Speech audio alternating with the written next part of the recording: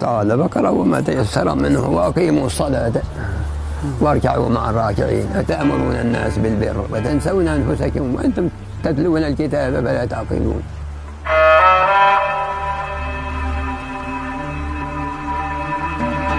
حفظت القرآن أقول لك 6 سنين، درست فيه 15 سنة، واصطلبت في القرآن، اصطلبت أعلم أبوي جلس بالمعلم، يعلم الله قدر 50 ولد أبو خاتمين من عندي وبنات 40 90 ودرسهم. يكون نايم في الصلاة يجيني هاتف كأنه حد دق الباب، لكن الصلاة اللي دلوك الشمس إلى غسق الليل.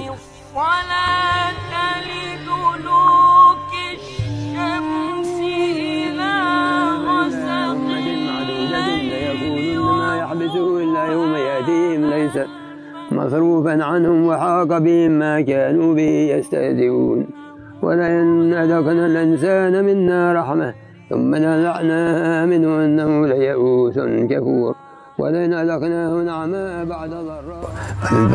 أقرأ الكهف وسورة ياسين وسورة الواقعة وسورة الجاثية وكلهن العظيمات سور، ومثل هذه إذا السماء انفطرت، ومثل ويل للمطففين.